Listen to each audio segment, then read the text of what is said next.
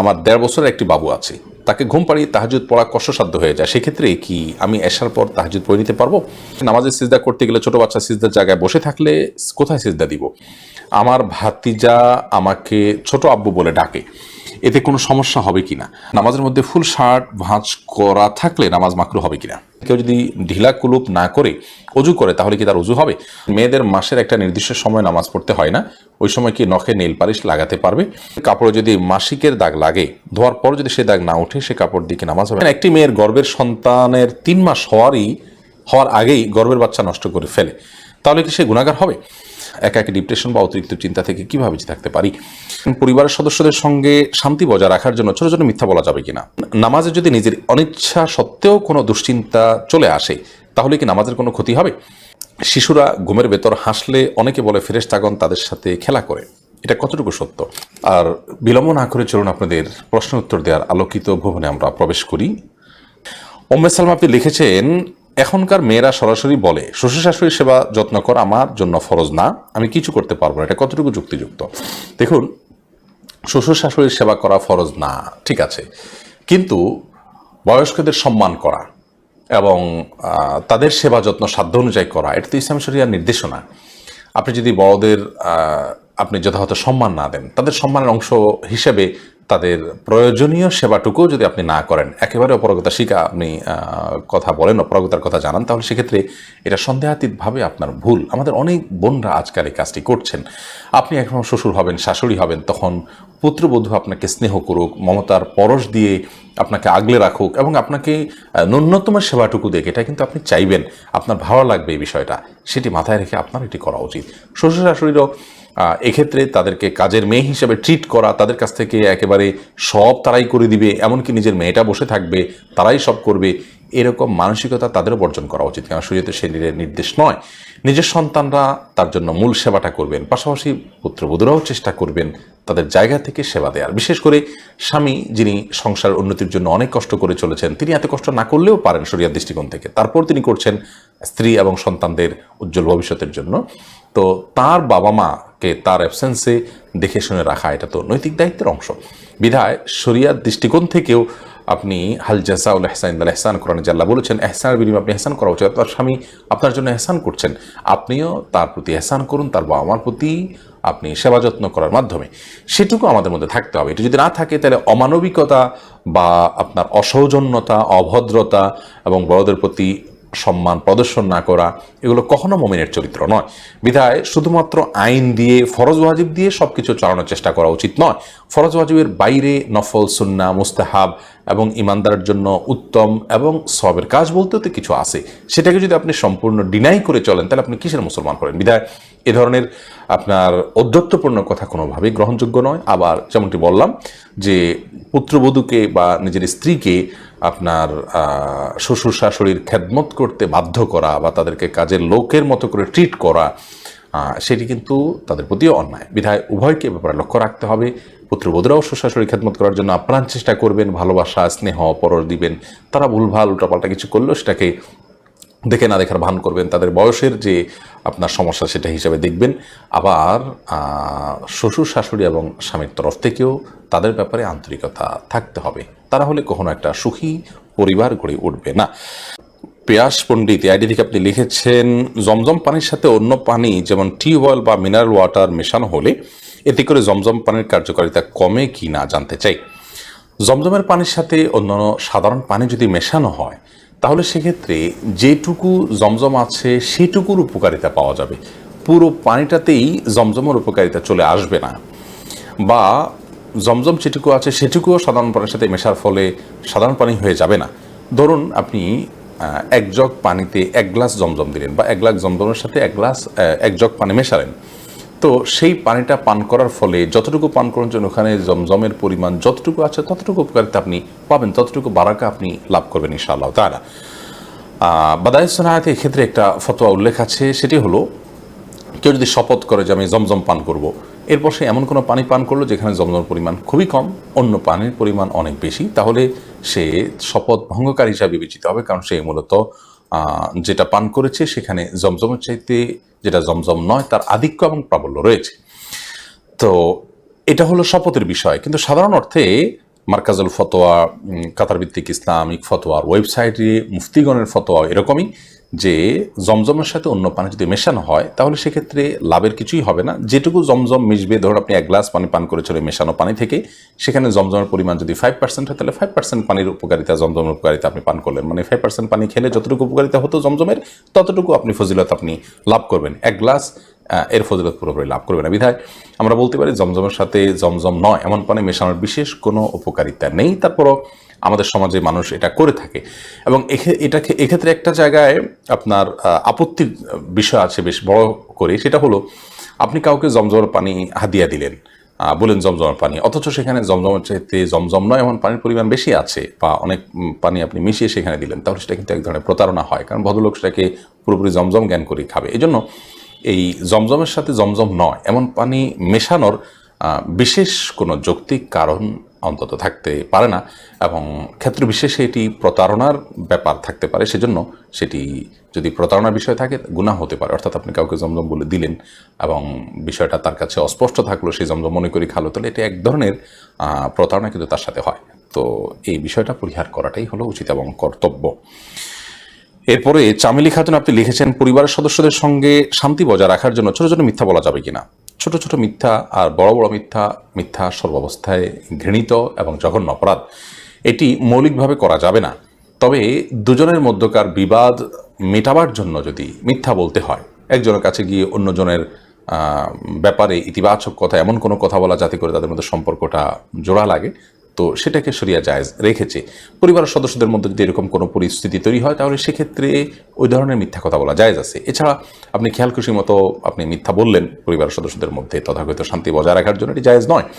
বরং সত্যবাদিতার অভ্যাস আমাদের মধ্যে গড়ে তুলতে হবে। মিথ্যা আজ আমাদের রন্ধ্রে রন্ধ্রে ঢুকে গেছে, যার কারণে আমরা আমাদের কেনাকাটা, আমাদের কাজকাম, আমাদের শিক্ষা জীবন, আমাদের শিক্ষকতার জীবন, আমাদের কর্মজীবন, আমাদের জীবনের প্রতিটা ক্ষেত্রে আজ মিথ্যার সয়লাভ হয়ে গেছে। এই জায়গায় পরিবারের শান্তি বজায় রাখার নাম দিয়ে আবার তথাকথিত ছোট ছোট মিথ্যা বলার বিষয়টি কখনো অনুমোদিত হতে পারে না। মোহাম্মদ জাহাঙ্গীর সানা আপনি লিখেছেন, শিশুরা ঘুমের ভেতর হাসলে অনেকে বলে ফেরেশতাগণ তাদের সাথে খেলা করে, এটা কতটুকু সত্য? না, এরকম কোনো কথা কোন হাদিস দ্বারা প্রমাণিত নয় যে শিশুরা ঘুমের ভিতরে হাসলেই ফেরেশতারা তাদের সাথে খেলা করে। তবে হ্যাঁ, একটা বিষয় বলতেই হবে, তা হলো শিশুরা যদি ঘুমের ভেতরে হাসেন, তো আমরা যেরকম ঘুমে অনেক স্বপ্ন দেখি, সেই স্বপ্ন তারাও দেখে, সেই স্বপ্ন দেখে তারা হাসে, এটাই হলো বাস্তবতা। আর সেই স্বপ্নে তারা যে কোনো কিছু দেখতে পারে, কাকে দেখে সেটা আল্লাহ ভালো জানে, শিশুরা ভালো জানে, যে দেখে সে জানে, বাচ্চা মানুষ। তো এই হাসিটা আমাদের ঘুমের মধ্যেও তো আমরা হাসি বা কান্না করে উঠি বা ভয় পাই বা আনন্দ পাই। তো আমরা যেরকম বিভিন্ন দৃশ্য দেখি, তারাও এরকম ঘুমলে বিভিন্ন দৃশ্য দেখে, এটি হলো সেই বিষয়।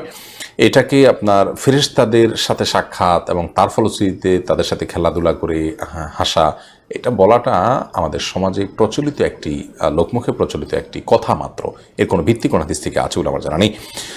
মোহাম্মদ মুনতাসির মাহমুদ আপনি লিখেছেন, নামাজে যদি নিজের অনিচ্ছা সত্ত্বেও কোনো দুশ্চিন্তা চলে আসে তাহলে কি নামাজের কোনো ক্ষতি হবে? নামাজের মধ্যে নিজের অনিচ্ছা সত্ত্বেও যদি দুশ্চিন্তা আসে তাহলে সেক্ষেত্রে এই দুশ্চিন্তা এইটার ফলশ্রুতিতে একজন মানুষ গুনাহগার হবেন না, বিশেষ করে যদি একান্তই অনিচ্ছায় আসে, কিন্তু সেটাকে যদি কন্টিনিউ করতে থাকেন তিনি, অর্থাৎ ভাবতেই থাকেন, ধরুন দুনিয়ার কোনো বিষয় মনে পড়লো আপনার জন্য যেটা দুশ্চিন্তার, এরপর ওইটা নিয়ে আপনি নামাজের মধ্যে ভাবতেই থাকলেন, তাহলে সেটা অবশ্যই আপনার জন্য গুনাহের বিষয় হবে এবং নামাজের আপনার যে প্রাণ সেটাকে নষ্ট করবে।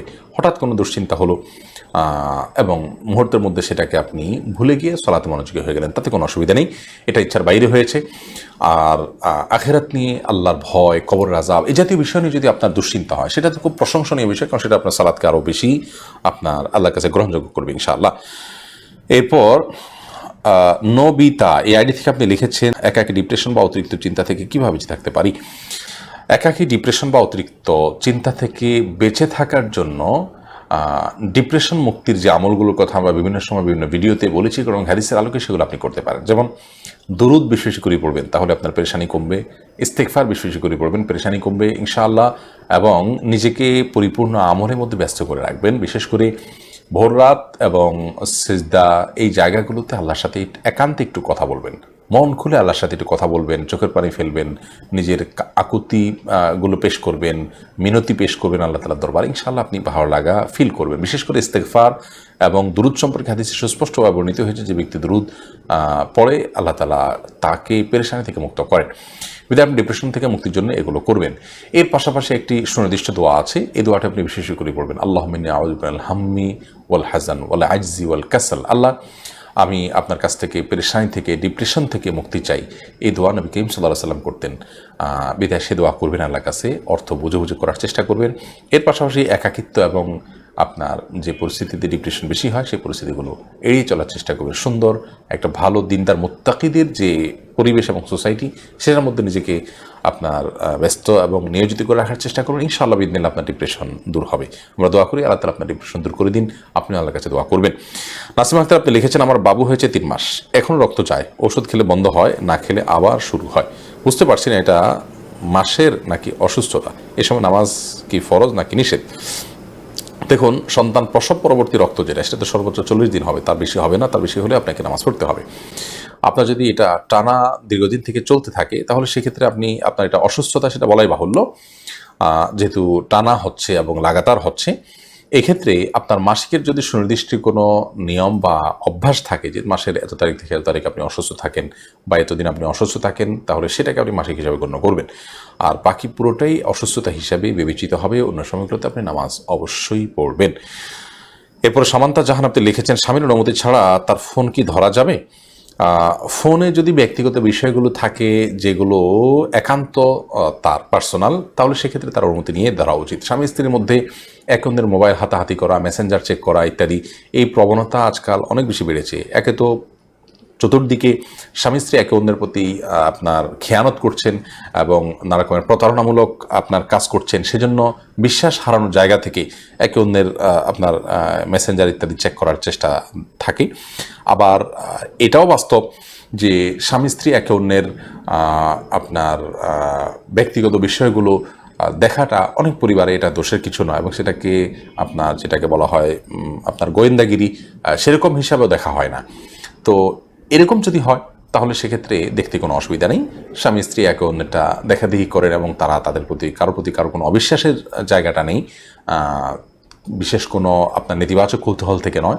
তো সেক্ষেত্রে এটা জায়েজ আছে, কারণ এটা মনঃসম্মতি আছে উভয় পক্ষ থেকে। আদারওয়াইজ এটা যদি না থাকে তাহলে সেক্ষেত্রে এটা জায়েজ হবে না। কারণ হলো, স্বামী হোক আর স্ত্রী হোক, প্রত্যেকের ব্যক্তিগত জীবন বলতে একটা জিনিস আছে, যা খুশি তা করার কিন্তু সুযোগ নেই। আপনার স্বামী স্ত্রীর পারস্পরিক যে আপনার গিভ অ্যান্ড টেকের ব্যাপার আছে, সেখানে একটা লিমিটেশনের জায়গা আছে। আমি আমার কার সাথে কথা বলছি না বলছি এটা নিয়ে গোয়েন্দাগিরি করা, বা আমার স্ত্রী কী করছে না করছে এটা নিয়ে আমি গোয়েন্দাগিরি করা, এটা কোনো ভালো স্বভাব নয়। এর ফলশ্রুতিতে সংসারে নানা রকমের অশান্তি হয়, নানা রকমের অসুবিধা তৈরি হয়, ভুল বুঝাবুঝি তৈরি হয়, এবং আপনার যেটাকে বলে নিজেদের মধ্যকার বোঝাপড়ার গরমিল হয়, যেন এটা অনুচিত একটি কাজ। শারমিন আক্তার, আপনি লিখেছেন, আমি একজনের কাছ থেকে কিছু টাকা ধার নিয়েছিলাম, তার সাথে আমার যোগাযোগ নেই, যোগাযোগ কোনোভাবেই আর করা সম্ভব নয়, এখন আমি কি করতে পারি? আপনি যদি তার সাথে যোগাযোগের কোনো সুযোগ না থাকে এবং যোগাযোগের কোনো সম্ভাবনা না থাকে, তাহলে সেক্ষেত্রে ওই টাকাটা কোনো গরিব দুঃখীকে দান করে দিবেন তার তরফ থেকে, অর্থাৎ তার তরফ থেকে ডোনেশন করে দিলেন, দান করে দিলেন, সবটা তার আমল নামায় যুক্ত হলেন, মাধ্যমে ইনশাআল্লাহ আপনি দায়মুক্ত হওয়ার চেষ্টা করতে পারেন। হাবিব রাজ, আপনি লিখেছেন, আমার মামাতো বোন আমার বয়সে 5 মাসের বড়, আমি কি তাকে বিয়ে করতে পারবো? দেখুন, যিনি বয়সে বড় তার সাথে বিবাহ বন্ধনে আবদ্ধ হওয়া মৌলিকভাবে জায়েজ আছে। এটি কোনো নাজায়েজ বা হারাম কোনো বিষয় নয়। আমাদের সমাজে এটাকে দোষণীয় মনে করা হয়, সেটা আমাদের সমাজের দোষ বলতে পারেন। শরিয়াত এটাকে যাকে আপনার নিষিদ্ধ করেনি, বিধায় বয়সে বড়োর সাথে বিবাহ বন্ধনে আবদ্ধ হতে পারেন। বিশেষ করে নবী করিম সাল্লাল্লাহু আলাইহি সাল্লাম তিনি নিজেও খাদিজা রাদিয়াল্লাহু তাআলা আনহাকে বিয়ে করেছেন, তখন খাদিজা রাদিয়াল্লাহু তাআলা আনহা বয়স তার চাইতে বেশি ছিল। তো এখান থেকে বোঝা যায় নিজের চাইতে বয়সে বড় কাউকে বিয়ে করাটা শরিয়াত দৃষ্টিকোণ থেকে মৌলিকভাবে অনুমোদিত। এটাকে দোষণীয় মনে করাটা বরং দোষের বিষয়। আমাদের শরিয়াতে এত ফ্লেক্সিবল রেখেছে বিষয়গুলোতে, অথচ আমরা সেগুলোকে অনেক বেশি আপনার সংকুচিত করে ফেলছি, এবং যার ফলশ্রুতিতে নানা রকমের অপরাধ প্রবণতা কিন্তু আমাদের সমাজে বেড়ে চলেছে। এরপরে মাইদুল ইসলাম সুবর্ণ, আপনি লিখেছেন, একটি মেয়ের গর্ভের সন্তানের 3 মাস হওয়ার আগেই গর্ভের বাচ্চা নষ্ট করে ফেলে, তাহলে কি সে গুনাহগার হবে? গর্ভের বাচ্চা নষ্ট করা সর্বাবস্থায় অপরাধের কথা, কিন্তু যদি সন্তানের মধ্যে হার্টবিট বা প্রাণ সঞ্চারিত হওয়ার আগেই আপনার কোনো এমন ওজোরের ভিত্তিতে সেটি নষ্ট করা হয় যে ওজোরটি শরীয়গ্রাহ্য, যেমন তার ফলশ্রুতিতে মার শরীর বা জীবনের মধ্যে হুমকি আছে বা বড় কোনো বিপদ হতে পারে বা বড় কোনো সমস্যা আছে, এরকম কোনো ওজোরের ভিত্তিতে যদি এটা করে, তাহলে সেটা ক্ষেত্র বিশেষে ওজোরের উপর নির্ভর করে সেটা জায়েজ হতে পারে। আর এমনিতে মনে চাইলেও আর সন্তান নষ্ট করে ফেললো সামান্য ঠুনকো অজুহাতের ভিত্তিতে এটি জায়েজ হবে না, এর ফলশ্রুতিতে মানুষ গুনাহগার হবে। এরপর HM মাহমুদুল হাসান মাসুদ আপনি লিখেছেন, আমাদের সমাজে একটি প্রথা প্রচলিত আছে, তা হলো বিয়েতে যাকে সাক্ষী রাখা হয় তাকে উকিল বাপ ডাকা হয়। এটা ইসলামে কতটুকু সমর্থন করে? না, এটা ইসলাম মোটেই সমর্থন করে না। কোনো উকিল বাপের ধারণা ইসলাম রাখেনি। আর আপনার উকিল বাপের এই করতে গিয়ে, উকিল বাপের এই প্রথা রাখতে গিয়ে নানা রকমের সমস্যা এবং দেখা দেয়, যেমন পর্দাহীনতা, তার সাথে দেখা দেওয়া জায়েজ মনে করে, যেহেতু তথাকথিত বাপ তিনি, এগুলো জায়েজ নয়। আর তাছাড়া সাক্ষী এটা যে কেউ হতে পারে, সাক্ষী কখনো উকিল বাপ হওয়ার সুযোগ নেই, উকিল বাপের কোনো ধারণাই শরীয়তে নেই। এরপরে MRSA তাবিয়াত এআইডি থেকে আপনি লিখেছেন, মেয়েদের মাসের একটা নির্দিষ্ট সময় নামাজ পড়তে হয় না, ওই সময় কি নখে নেল পালিশ লাগাতে পারবে? হ্যাঁ, ওই সময় নখে নেল পালিশ লাগাতে পারেন। মাসিকের সময়তে যেহেতু আপনার সালাত নেই, অতএব নেল পালিশ আপনি ব্যবহার করলেন, আপনার উজু করার প্রয়োজনীয়তা নেই, আপনি এটা করতে পারেন। এরপর যখন পবিত্র হবেন তখন আপনি সেখান থেকে নেল পালিশগুলোকে রিমুভ করে আপনি উজু করে নামাজ পড়লেন, এটা জায়েজ আছে, কোনো অসুবিধা নেই। এরপর মনি আইডি থেকে আপনি লিখেছেন, শাড়ি সুন্নতি পোশাক নয়, আমি যদি শাড়ির বিজনেস করি আমার ব্যবসা কি হালাল হবে? প্রথম কথা হলো যে শাড়ি এটা পরিধান করা কোনো হারাম বিষয় নয়। যদি হারাম না হয় তাহলে এটার ব্যবসা করা হালাল হবে। যদি শাড়ি পরিধান করাটা হারাম হতো তাহলে সেক্ষেত্রে এর ব্যবসা আপনার জন্য জায়েজ হতো না। যেহেতু এটার হালাল বিষয়, অতএব এটার ব্যবসা করাটা আপনার জন্য হালাল হবে, এটি আপনার জন্য হারাম হওয়ার কোনো কারণ থাকতে পারে না। জোস মাসুম মামুন এআইডি থেকে আপনি লিখেছেন, আমার ভাতিজা আমাকে ছোট আব্বু বলে ডাকে, এতে কোনো সমস্যা হবে কি না? দেখুন, আপনার ভাতিজা যদি আপনাকে ছোট আব্বু বলে ডাকে তাহলে সেক্ষেত্রে মৌলিকভাবে কোনো অসুবিধা নেই, কারণ আমাদের দেশে অনেক এলাকাতে চাচাকে ছোট বাবা বলা হয়। ছোট বাবা বলা হয় এটা রূপক অর্থে, তাকে সত্যিকারের পিতা মনে করে বাবা বলা হয় না। মানে আম্মুর রাজুল ইসিম ওয়াবি, একজন কারোর চাচা তার বাবার মতোই অনেকটা শ্রদ্ধার জায়গা থেকে এবং অন্য অনেক দিক থেকে, সেই জায়গা থেকে তাকে ছোট আব্বু বলার যে প্রচলন আছে, এই প্রচলনটা আপনার রূপক অর্থে বলা হয়, সেই অর্থেই প্রচলনটা আছে, যার কারণে এটাতে আপনার বাপ নয় তাকে বাপ ডাকার যে অপরাধ, সে অপরাধ বা সে গুনাহ এখানে হবে না, কারণ ওই উদ্দেশ্যে কেউ বলেও না এবং বাবা হিসাবে গণ্য করে না। বিথি রহমান আপনি লিখেছেন, নামাজে সিজদা করতে গেলে ছোট বাচ্চা সিজদার জায়গায় বসে থাকলে কোথায় সিজদা দিব? সেক্ষেত্রে একটু ডানে বামে আপনি সরে সিজদা করতে পারেন, তাতে কোনো অসুবিধা হবে না। একটু এক কদম ডানে সরে গেলেন বা এক কদম বামে সরে গেলেন কিংবা এক কদম পেছে সরে গেলেন, কোনো অসুবিধা নেই। আর যদি কোনোই জায়গা না থাকে তাহলে এক হাতে আলতো করে বাচ্চাকে একটু সরিয়ে তারপর আপনি সিজদা করতে পারেন, কোনো অসুবিধা নেই। আফসানা শারমিন রোশনি আপনি লিখেছেন, আমার ছেলে 5 দিনের হায়াত নিয়ে দুনিয়াতে এসেছিল, আমার সন্তানকে আমার জন্য সুপারিশ করবে আল্লাহর কাছে? বোন, আপনার সন্তান আল্লাহর কাছে ইনশাআল্লাহ বিদিন আপনার জান্নাতের পথকে সুগম করবে কিয়ামতের ময়দানে, এবং এ ধরনের সন্তান বাবা মার জন্য জান্নাতে অপেক্ষা করবে, এরকম বিভিন্ন বর্ণনা পাওয়া যায়। যদি আপনি সবর করতে পারেন, আল্লাহ তাআলা আপনাকে সবর করার তৌফিক দান করুন এবং উত্তম বিনিময় দান করুন। হাসনা হেনা পুষ্প আপনি লিখেছেন, স্ত্রীর মা বাবার সাথে কেমন ব্যবহার করা উচিত? স্ত্রীর মা বাবা, তাদের সাথে একজন স্ত্রীর একজন স্বামীর মানে শ্বশুর শাশুড়ির সাথে ব্যবহার হবে তার বাবার বন্ধুবান্ধব, মায়ের বান্ধবী তাদের মতো, এবং তাদেরকে বাবা মায়ের মতো শ্রদ্ধা করাটা শরিয়ার দৃষ্টিকোণ থেকে বরং নির্দেশিত। বিশেষ করে স্ত্রীর প্রতি যে তার ভালোবাসার দায় আছে, সেই জায়গা থেকে তাদের প্রতি সদাচরণ করা, তাদের সেবা করার চেষ্টা করার সাধ্য অনুযায়ী এটা তার নৈতিক দায়িত্ব। তবে তার উপরে ফরজ বা ওয়াজিব নয়, তার নিজের বাবা মার প্রতি করাটা যেরকম ওরকম আবশ্যক নয়। ঠিক একই কথা মেয়েদের জন্য প্রযোজ্য।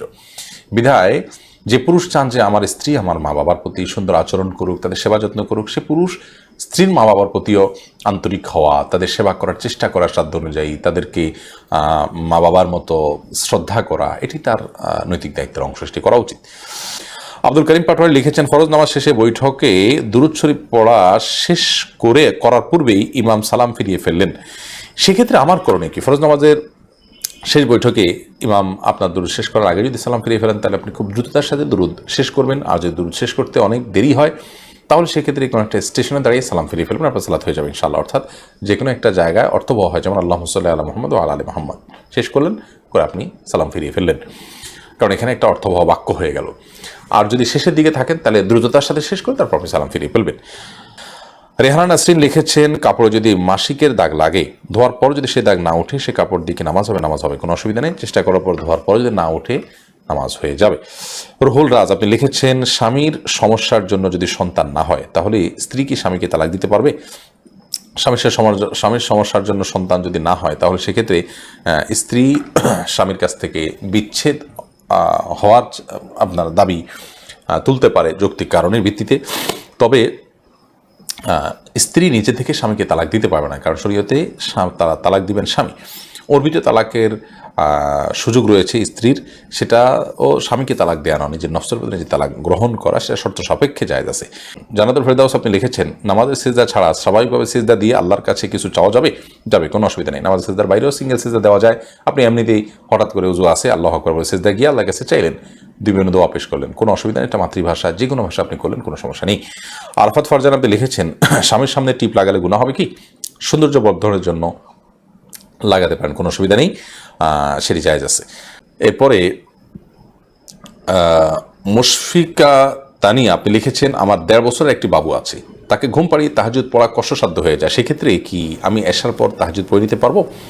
এশার পরে যদি আপনি 2 রাকাত করে সালাত আদায় করেন, তাহলে সেক্ষেত্রে আপনি এক প্রকারের তাহাজ্জুদ গুজার হিসাবে গণ্য হবেন, যদিও আক্ষরিক অর্থে তাহাজ্জুদ হবে না, কারণ তাহাজ্জুদ শব্দের অর্থই হলো ঘুম থেকে উঠে যে সালাত আদায় করা হয় সেটিকে তাহাজ্জুদ বলা হয়। তো আপনি ঘুমানোর আগে যদি পড়েন তাহলে তার তাহাজ্জুদ হলো না, অর্থাৎ তাহাজ্জুদ শব্দটির বাস্তবায়ন হলো না, এটার শব্দের অর্থটা পাওয়া গেল না।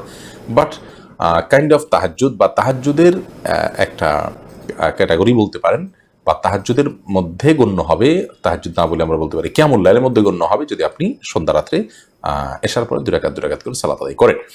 আপনি এশার পর থেকে নিয়ে ফজর সালাতের আগ পর্যন্ত যত সালাত পড়বেন সবগুলোই কিয়ামুল লাইল বা রাত জেগে সালাত আদায় করা। আর এই রাত জেগে সালাত আদায় করাটা যদি ঘুম থেকে উঠে ভোর রাতের শেষ প্রহরে পড়েন তাহলে তাহাজ্জুদ বলে, আর যদি আগে থাকে বা পরে থাকে তাহলে সাধারণ কিয়ামুল লাইল হয়। তো অন্তত আপনি তাহাজ্জুদ গুজার বা কিয়ামুল লাইলকারীদের কাতারে শামিল হতে পারবেন এশার পরে 2 রাকাত করে সালাত আদায় করলে। ভোরে উঠতে না পারলে অন্তত সন্ধ্যা রাত্রে হলেও এই চেষ্টাটা আমাদের মধ্যে অব্যাহত থাকা উচিত। আপনি নিয়মিত সন্ধ্যা রাতের চেষ্টা করলে ইনশাআল্লাহ মাঝে মধ্যে ভোর রাতে ওঠার তৌফিক হবে। আর যদি সন্ধ্যা রাতের চেষ্টাও না থাকে তাহলে ভোর রাতে ওঠার তৌফিক হওয়ার সম্ভাবনা খুবই ক্ষীণ থাকবে। এমনি আলামিন লিখেছেন, কেউ যদি ঢিলা কুলুপ না করে অজু করে তাহলে কি তার অজু হবে? যদি পেশাবের পর পানি ব্যবহার করেন তারপর আর পেশাব ফোঁটা না বাইর হয়, অজু হয়ে যাবে। ঢিলা করা তার জন্য ফরজ ওয়াজিব নয়। আর যদি আশঙ্কা থাকে তাহলে সেক্ষেত্রে আশঙ্কা দূর করা পর্যন্ত তিনি অপেক্ষা করা বা যেভাবে হোক এটা করা উচিত। তবে ঢিলা কুলুপ না করে পানি ব্যবহার করলেও পবিত্র হয়ে যাবেন, অজু করলে নামাজ হয়ে যাবে। এমডি মিজানুর রহমান লিখেছেন, বিয়ের কবুল বলার সময় শুধু আলহামদুলিল্লাহ বললে বিয়ে সঠিক হবে কি? কবুল না বললে যদি কেউ আলহামদুলিল্লাহ বলে এর মানে তিনি কবুল বলেছেন, এর মাধ্যমে এটা কবুল হিসাবে বিবেচিত হবে ইনশাআল্লাহ। তবে ইনশাআল্লাহ যদি কেউ বলে বিয়ের মজলিসে কবুল না বলে, তাতে বিয়ে হবে না। কারণ হলো ইনশাআল্লাহ মানে আল্লাহ যদি চান, অর্থাৎ দেখা যাবে এখন না, তাহলে কবুল হলো না। আর আলহামদুলিল্লাহ মানে হলো আল্লাহ শুকর, মানে আমি কৃতজ্ঞতা আদায় করছি যে বিয়ের প্রস্তাব আপনি করেছেন, তার মানে এটাকে কবুল হিসাবে গণ্য হবে। আল্লাহু আ'লাম বিসওয়াব। আরফাত ফারজান আপনি লিখেছেন, আমি নামাজ পড়ার সময় আমার ছোট বাচ্চা নামাজের সামনে হাঁটাহাঁটি করে, এদিকে ওর বা আমার কোনো গুনাহ হবে না, এতে গুনাহ হবে না। এস এ রাজিম লিখেছেন, নামাজের মধ্যে ফুল শার্ট ভাঁজ করা থাকলে নামাজ মাকরু হবে কিনা? ভাঁজ করা অবস্থা মাকরু হবে। সালাতের মধ্যে পোশাককে ভাঁজ করে সালাত আদায় করা নিষিদ্ধ হাদিস দ্বারায়। এবাদত ইসলাম আপনি লিখেছেন, অজু করে আয়না দেখলে কি অজু ভেঙে যায়? না, এতে কোনো অজু ভাঙে না। এরপরে CRS তারিমা আপনি লিখেছেন, আমি প্রেম করে বিয়ে করেছি, হারাম সম্পর্ক করেছি, এখন কি করলে আল্লাহ আমার সংসার জীবনকে সুখের করবে? কোনো উপায় আছে কি? আমাদের 2 দিন পর ছোট ছোট বিষয় নিয়ে অনেক ঝগড়া হয়, এখন আমরা কেউ কাউকে সহ্য করতে পারি না, এখন কি করলে আল্লাহ আমাদের শান্তি দিবেন? প্লিজ জানাবেন। বোন তারিমা, আপনারা আল্লাহর কাছে আগের কৃতকর্মের জন্য লজ্জিত হয়ে ধন্যজন ক্ষমা চাইবেন, চোখের পানি ফেলে মাপ চাইবেন যে আল্লাহ আমাদের অন্যায়ের জন্য আপনি মাফ করেন, লজ্জিত থাকবেন। এর পাশাপাশি সুখী দাম্পত্য জীবনের জন্য আল্লাহর কাছে বিশেষভাবে দোয়া করবেন, সেই সাথে সুখী দাম্পত্যের জন্য যে আমলগুলো আছে সেগুলো করবেন। সবর এটার কসরত করবেন, যে ধৈর্য ধরে ধৈর্যের পাহাড় হওয়ার চেষ্টা করবেন, ইনশাআল্লাহ আল্লাহ তাআলা আপনাদেরকে সুখী করবেন। এ বিষয়ে আমাদের অনেকগুলো পরামর্শমূলক ভিডিও আছে, সেগুলো শুনতে পারেন।